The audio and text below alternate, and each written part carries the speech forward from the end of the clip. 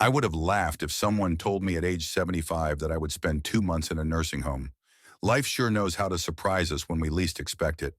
Have you ever had an unexpected experience? Comment, life surprises, if you've had something like this happen. At first I thought I'd only stay for a short rest, but those 2 months taught me things I never imagined. I met many people.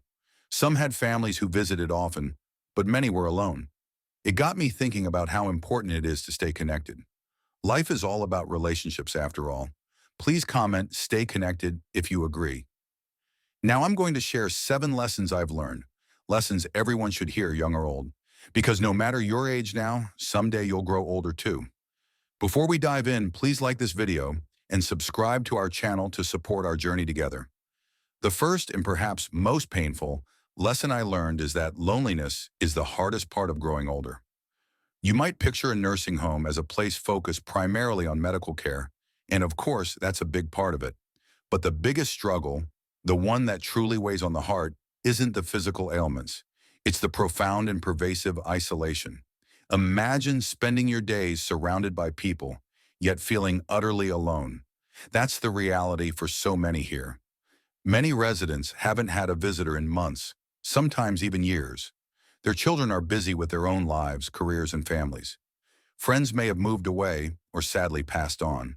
The silence in their rooms can be deafening, broken only by the occasional sounds of the facility. The staff members are wonderful, truly kind and caring individuals.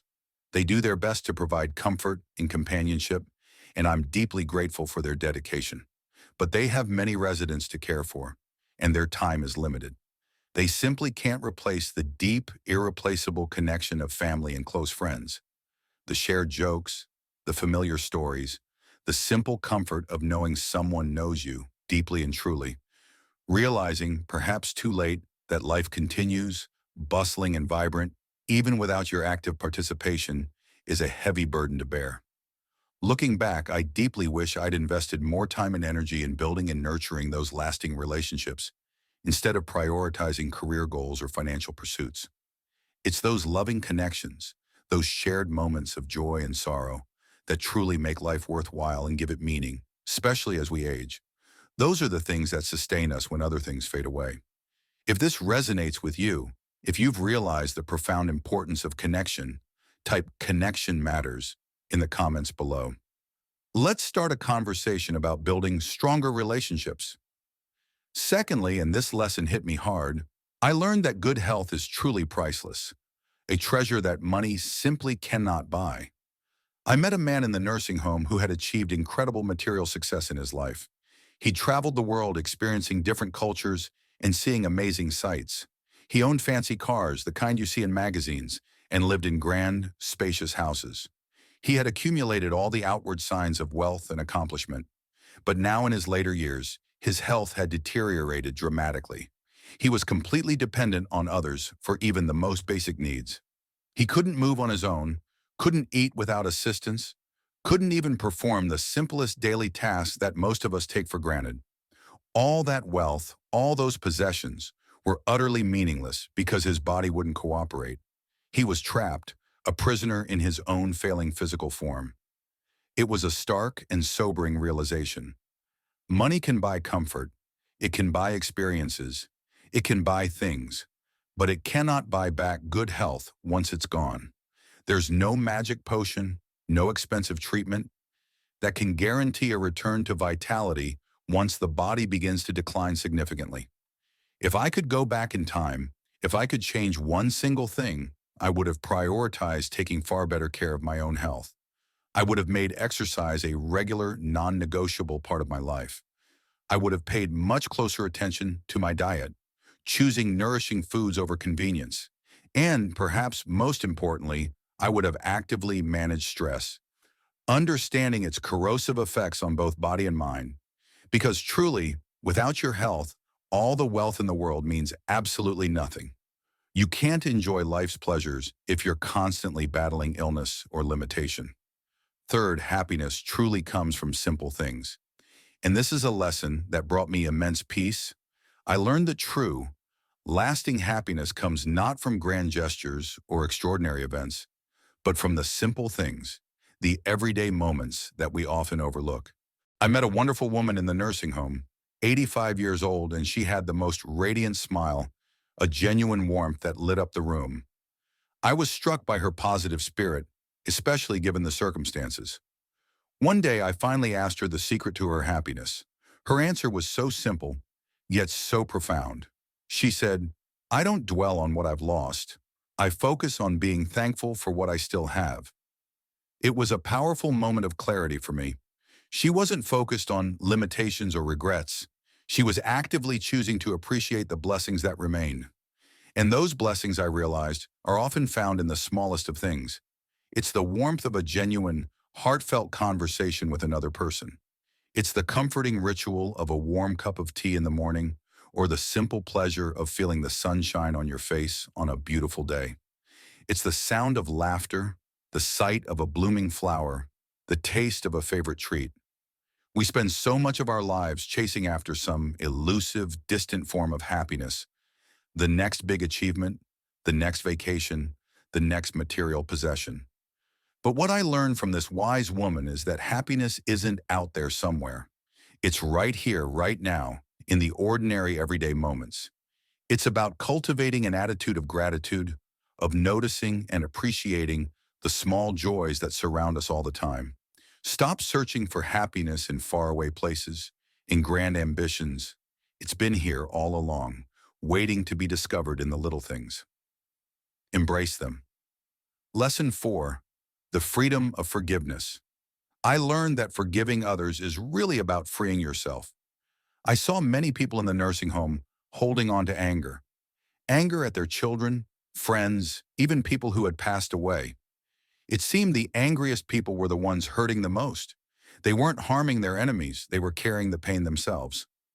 One woman shared her deep regret for not forgiving her sister before she died. Those words echoed in my mind. It became crystal clear. Holding on to grudges only hurts you.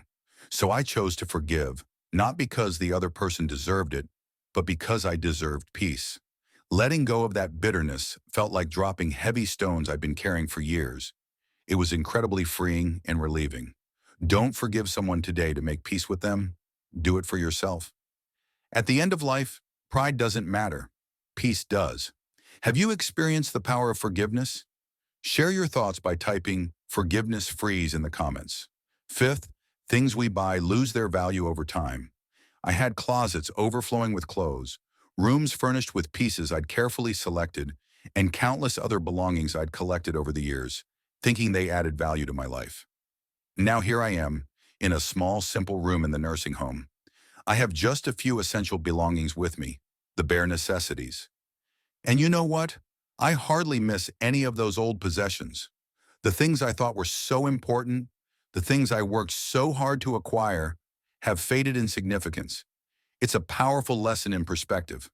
The memories I've made, the time I've spent with loved ones, the experiences I've had, those are the things that hold real value, the things that I cherish and remember. The stuff just doesn't matter nearly as much as I once believed. It's the connections, the relationships, the moments of joy and laughter that truly enrich our lives, not the accumulation of material goods. Comment memories over things if you believe this is true. Lesson 6. Freedom is an amazing gift. I came to appreciate that freedom, the ability to make our own choices and live independently, is an amazing, often overlooked gift. Imagine for a moment always being in control of your own life, making decisions large and small without needing assistance. You wake up when you want, go where you please, and manage your daily routines with ease. Then suddenly, imagine needing help with the simplest of tasks, getting dressed in the morning, eating a meal, or even using the bathroom. That's the reality for many residents in the nursing home. The loss of independence, the inability to perform basic functions without relying on others, is a profound and often frustrating experience. It's a stark reminder that the freedoms we often take for granted, the ability to move freely, to think clearly, to make our own choices, are not guaranteed. They are precious gifts, easily lost or diminished with age or illness. Cherish your freedom now while you have it. Appreciate the ability to walk, to drive, to think, to choose. Don't wait until it's gone to realize how truly valuable it is. Savor your independence because you'll understand its profound importance once it's no longer fully yours. Remember to comment your thoughts below, like this video, and subscribe for more content that touches the heart. Lesson 7. Each day is a precious gift. The seventh lesson is this: each day is a precious gift. One morning I woke to the news that a resident had passed away peacefully in their sleep. They'd shared dinner, talked about happy memories, and then they were gone. It was a stark reminder of how fragile life truly is. No matter how careful or healthy we are, we can't know what tomorrow holds. We often worry about things that never happen, regret things we can't change, and miss out on beautiful moments. We say, one day I'll do that, but one day often never comes. It's always too late. Living life to the fullest while you still can is the most important lesson of all. There's no perfect time to enjoy life, so don't wait for it.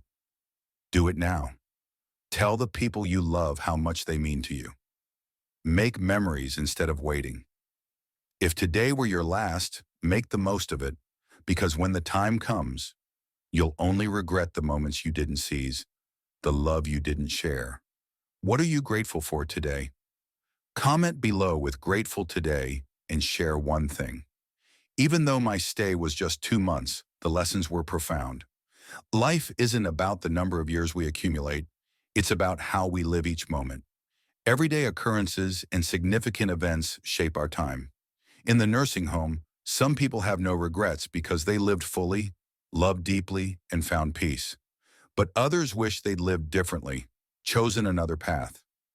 I learned that growing older isn't about counting the years remaining. It's about making each year count. I'm no longer afraid of aging. I'm afraid of wasting time. If you're hearing this, I urge you, don't wait until it's too late to understand the value of your health, your relationships, and your life's purpose. You'll wish you'd made more memories when all you have left are memories. Life is short. Make it meaningful. Love without reservation, and never ever take a single day for granted. If this message resonated with you, please give this video a thumbs up and share it with your friends and family. Don't forget to hit that subscribe button. And for more reflections on life, love, and aging gracefully, subscribe to the channel and click the notification bell so you won't miss any future videos. What was the most important thing for you? Comment below.